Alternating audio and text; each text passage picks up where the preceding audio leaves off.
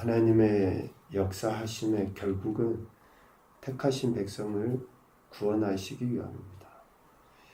왜 하나님께서 사랑과 공의를 바라시는가? 택한 백성뿐만 아니라 이방의 나라들에게까지도 그렇게 사랑과 공의를 드러내심은 택하신 백성들을 위하심이죠. 그래서 택하신 백성 유다를 바벨론 포로로 잡혀가게도 하시지만 그 나라들에서 돌이켜 회복시키기 위해서 이방의 나라들을 심판하시는 것도 하나님이 행하시는 거죠. 비록 택함을 받은 유다가 악행과 죄가 많아 그들이 하나님의 징계 심판으로 인해서 멸망을 당하는 것처럼 보이지만, 그렇게 단항하는 것처럼 보이지만 하나님은 그 이방 나라들을 심판하셔서 결국 유다를 구원하려 하시는 거죠. 가장 먼저는 유다가 의지하였던 애굽에 대해 심판을 말씀하셨습니다. 참 오래 지속된 관계이죠. 그래서 애굽을 소위 영적인 의미로 보면 세상이라고도 크게 이야기하지 않습니까? 택함받은 백성, 하나님의 백성이 하나님의 다스림과 하나님이 공급해 주시는 그 은혜로 살아야 됨에도 불구하고 세상, 어쩌면 물질이라는 것이 가장 클 수도 있겠죠. 하나님을 대적하려 하는 세력의 그 핵심인 물질이나 소위 세상의 것을 의지하며 살아가려요. 그것을 보고 살아가려요. 그 나라를 흠모해요. 세상을. 그러니까 하나님께서 택함받은 백성인 저들이 하나님이 아닌 다른 것을 의지하는 것에 대해서 가장 먼저 애굽에 대한 심판을 이야기하시죠. 그리고 47장, 48장에 보면 이제 블레셋과 모압에 대해 하나님이 심판하실 것에 대해서 이야기하십니다. 실질적으로 블레셋과 모압 역시 오래된 숙적 관계예요. 이스라엘 백성들과. 하나님이 그들을 이끄시고 인도하실 때에 또 저들이 악행과 죄가 많아 하나님을 보지 못할 때에 주변에 있던 블레셋, 모압으로부터 많은 힘듦과 고통을 당했거든요. 그들에 대해 하나님이 심판하시겠다라고 이야기를 하시는 겁니다. 그러므로 하나님의 택함을 받은 백성들은, 또 특별히 이스라엘 유다는 46장 27절에서 이야기하는 것처럼 지금 애굽에 대한, 그리고 블레셋에 대한, 모압에 대한, 또 앞으로 암몬에 대한 계속 이제 이런 나라들에 대한 심판이 나오거든요. 그러한 심판의 메시지를 선포할 때에 택함 받은 백성들은 이 말씀을 정점으로 하나님이 계속 이 말씀 때문에 이러한 이방의 나라들을 심판한다는 것을 꼭 기억을 해야 돼요. 이러한 심판을 하나님이 말씀하실 때에 택함을 받은 백성들은, 야곱은, 이스라엘은, 유다는 어떻게 해야 됩니까? 두려워하지 말라. 놀라지 말아라. 내가 너를 먼 곳에서 구원하며 내 자손을 포로된 땅에서 구원하리니 너희들이 돌아와서 평안히 살게 될 것이다. 라고 하신 하나님의 말씀을 반드시 기억을 해야 돼요. 왜 하나님께서 이방의 나라들을 심판하시는가? 왜 어쩌면 우리가 의지하고 있었던 것을 왜 하나님이 그것을 쓸어가 버리시는가?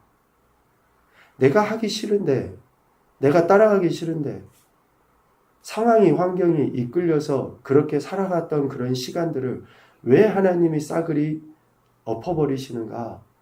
아니면 내가 좋다고 따라갔지만 그것이 가짜였고 그것이 온전치 못했다라고 하는 것을 왜 하나님이 증명해 보이시는가?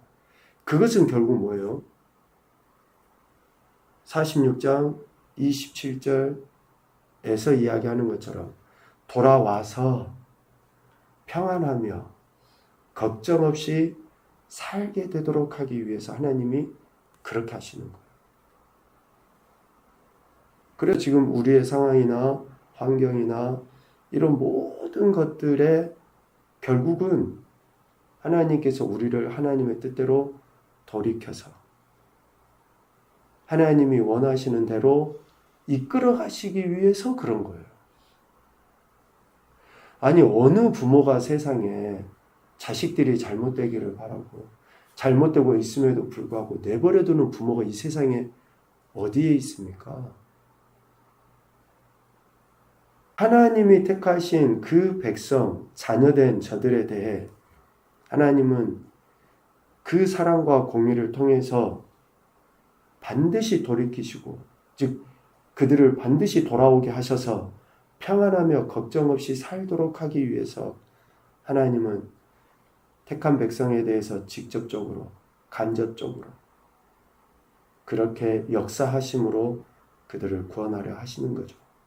그래서 저들은 꼭 이 말씀을, 오늘 우리는 꼭 이 말씀을 기억하고 지금 일어나는 모든 내 자신과 내 자녀들과 내 주변에 있는 이러한 일들을 통해 하나님이 우리를 온전케 하려 하신다라고 하는 그 말씀 속에 우리 자신을 되돌아보고 하나님께 나가야 하는 것이죠.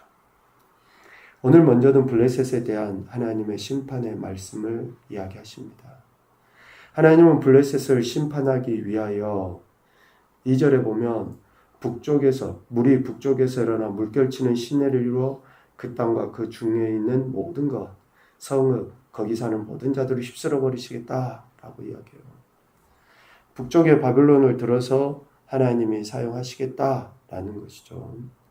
바벨론의 군대가 북쪽에서 내려와 블레셋을 침략하는 그 이미지를 홍수, 그 어마어마한 물폭풍으로 그렇게 하시겠다라고 하는 거예요. 하나님께서 이렇게 물로 심판하시는 것은 결코 블레셋이 어떻게 합니까? 피할 수도 없고 그들의 모든 것이 휩쓸려 버려져 가게 된다라고요. 그 가운데 아무리 울부짖어도 듣는 사람이 없어요. 3절에 보면 블레셋이 바벨론에 의해서 어떤 마음 상태까지 이르게 됩니까? 또 어떤 환경까지 이르요? 군마의 발굽소리와 달리는 병거바퀴가 진동하는 소리 때문에 아버지의 손맥이 풀려서 자기의 자녀들을 돌보지도 못하는 그러한 지경에까지 이르게 된다라고 이야기하죠. 이러한 모든 것은 블레셋 사람을 유린하시며, 그러니까 유린하다라고 하는 그 말이 좋지 않은 의미로는 농락하다 그런 의미도 있잖아요. 그런데 하나님께서 정하신 그러한 그 심판에 대해서 도저히 우리 인간은 감당할 수 없는 그러한 심판인 것을 이야기해요. 도와줄 자가 다 끊어지게 되고 사는 대머리가 되고 아스글론과 그들 평지는 잠잠하게 되어서 참 비참함을 이야기하죠. 5절 말미에 네가 네 몸 회기를 어느 때까지 하겠느냐. 그 심판에 그 블레셋을 심판하는 바벨론의 그 악함에 의해서 스스로 자해하고 정말로 안타까운 그런 상황 가운데 놓이게 돼요. 그러니까 역으로 생각하면 하나님의 심판은 이처럼 도저히 우리가 감당할 수도 없고 어쩌면 상식적으로 이해도 되지 않지만 그렇게 하나님께서 뜻을 정하셔서 하나님이 이루신다라는 것을 이야기해요. 작정하시고 내리신 심판은 결코 쉬지 않으며 그들을 완전히 멸하기까지 그 심판을 멈추지 않으신다라고 6절, 7절에 이야기합니다. 그리고 이렇게 블레셋을 심판하신 하나님은 모압에 대해서도 심판하실 것에 대해서 이야기해요. 48장은 좀 길긴 한데요. 전체적으로 모압에 대한 심판에 대해 하나님이 이렇게 좀 자세하게 이야기를 하시네요. 다른 지방의 다른 이방 나라들에 대한 심판보다 많은 분량을 할애하셔서 하나님 모압에 대한 심판을 이야기하는데, 오늘 서론적으로 모압에 대한 심판을 말씀하시는데 왜 하나님이 모압에 대해서 심판하실 수밖에 없느냐? 7절에 보면 네가 네 업적과 보물을 의뢰함으로 너도 정복을 당할 것이다. 그모스는 그의 제사장들과 고관들과 함께 포로되어 갈 것이다. 그러니까 모압의 실질적인 어쩌면 멸망의 원인은 뭐예요? 그들의 업적과 보물을 의뢰하는 거예요. 물질을 의뢰하는 거예요. 자신의 명예를 의뢰하는 거예요. 의지하는 거예요.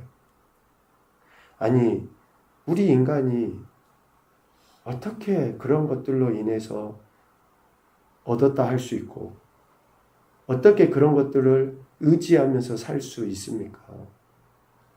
그런데 모압은 그렇게 업적과 보물을 의뢰하고, 또 하나는 그모스를 의뢰해요. 우상 숭배죠. 전쟁의 신.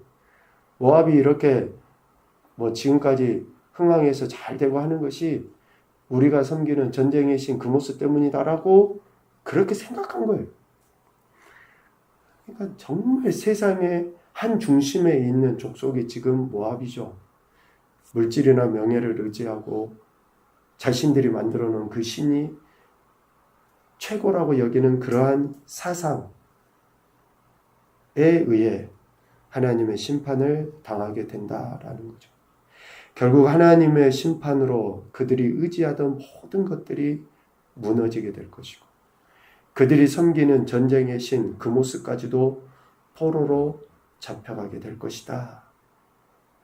왜 굳이 당연히 이방인 나라들이 신을 섬기는 것 당연하죠. 우상들, 각양 우상 섬기 당연하죠. 왜 굳이 그모스라는 이름을 써가면서 했을까?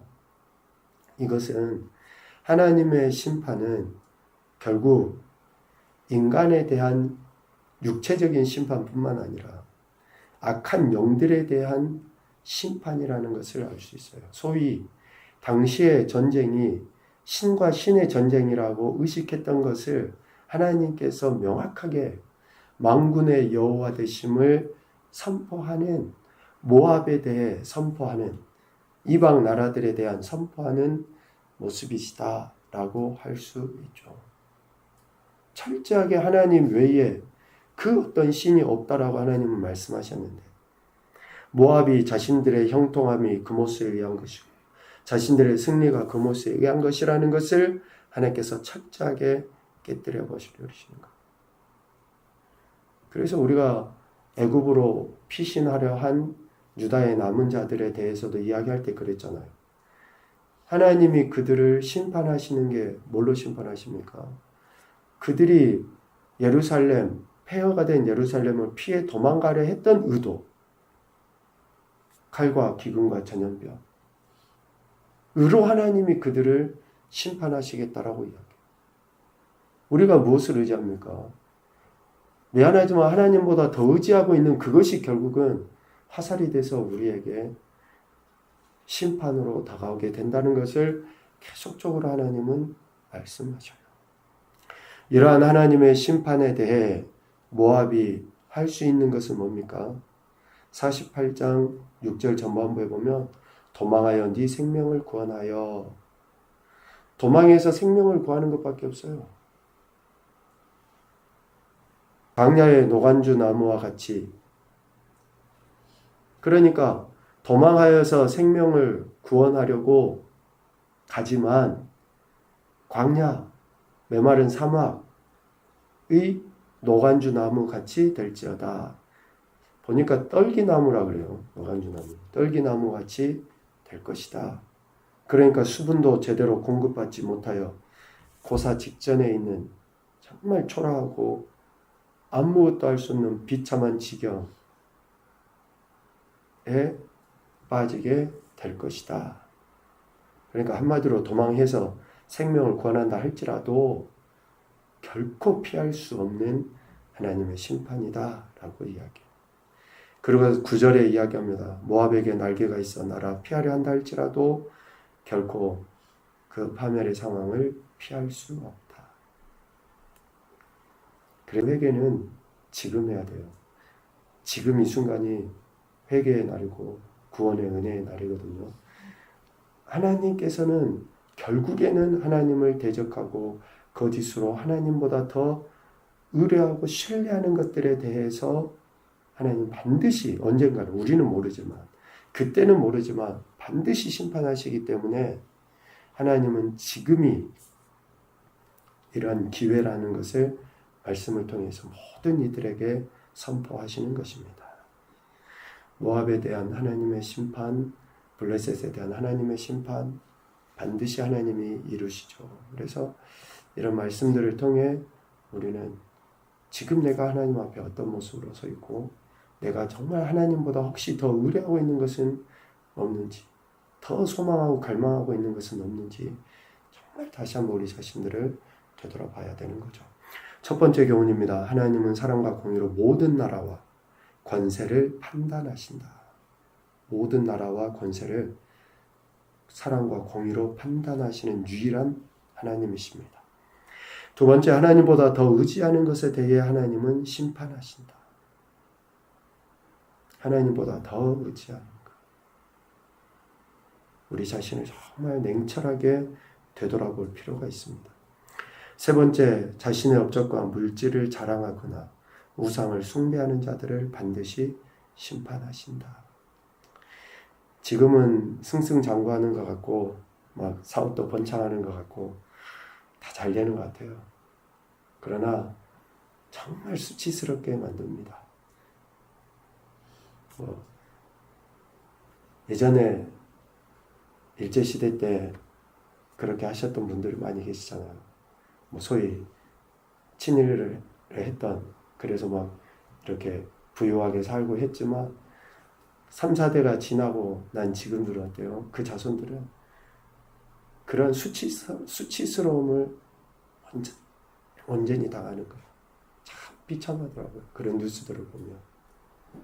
그러니까 저들이 의지하고 자랑하지만 저들이 하나님이 아닌 다른 것을 따르지만 3세대가 지나면 정말로 수치스러움을 당하는. 그래서 오늘도 저와 여러분은 온전히 하나님을 믿고 의지하고 따라가는 그러한 믿음을 위해서 더 겸손히 말씀 앞에 무릎 꿇어야 되고 그 은혜를 구해야 되는 것이죠. 오늘도 우리와 함께 하셔서 우리의 영혼육을 새롭게 하시고 또 하나님 나라를 누리며 살아갈 수 있도록 인도해 주신 하나님 앞에 감사하시며 찬양과 영광 올려드리는 복된 한 날이 되시기를 주님의 이름으로 축복합니다. 아멘.